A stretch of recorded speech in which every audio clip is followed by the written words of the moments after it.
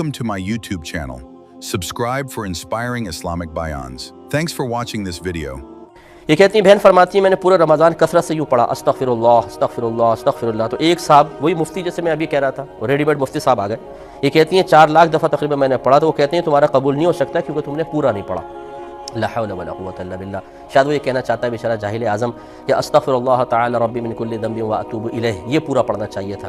حالانکہ استغفر اللہ مکمل ایک جملہ ہے. اس کا ترجمہ یہ کہ اے اللہ تعالیٰ میں تجھ سے اپنے گناہوں کی بخشش طلب کرتی ہوں. بتائیے پورا ہی تو ہے استغفار. باقی جتنے آپ الفاظ زیادہ کرنا چاہیں کر لیں.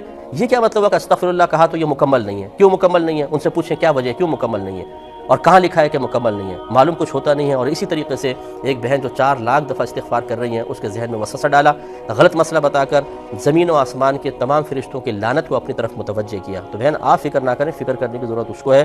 انشاءاللہ مقبول بھی ہوگا, آپ کے گناہوں کی بخشش کا ذریعہ اور سبب بھی بنے گا. اس بیچارے کو توبہ کرنا چاہیے جو علم کی کمی کے ساتھ اس طرح کے جاہلانہ مشورے دے کر اپنی آخرت کی بربادی کا سامان کرتے ہیں.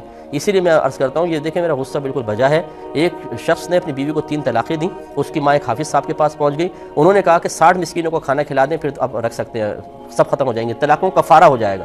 اس ساس نے 60 مسکینوں کو کھانا کھلا کے بہو کو لے آئی اور گھر میں زنا سٹارٹ ہو گیا, کیونکہ حلالہ کے بغیر تو نہیں ہو سکتا. تو اس قسم کے جاہل لوگ ایسا مشورہ دے کر اور زنا کو حلال کر دیتے ہیں. ان کو تو کوڑے مارنے چاہیے. اگر عمر فاروق رضی اللہ تعالیٰ عنہ کی حکومت ہوتی نا تو آپ درہ لے کر بازار کے کنارے پہ کھڑے ہو جایا کرتے تھے اور فرماتے تھے جس کو تجارت کے مسائل نہیں آتے وہ ہمارے بازار کے قریب بھی نہ آئے, درہ ماروں گا اس کو. تو ایسا ہونا چاہیے. بہرحال آپ ہی نہیں سمجھے گا کہ میں کوئی ایسی حکومت قائم کرنے کے بارے میں کہہ رہا ہوں کہ لوگوں کو کوڑے مارے. لیکن بہرحال بھائی خدا کے واسطے جب مسئلے نہ معلوم ہو تو اس طرح نہ بتائیے, بہت غلط ہے.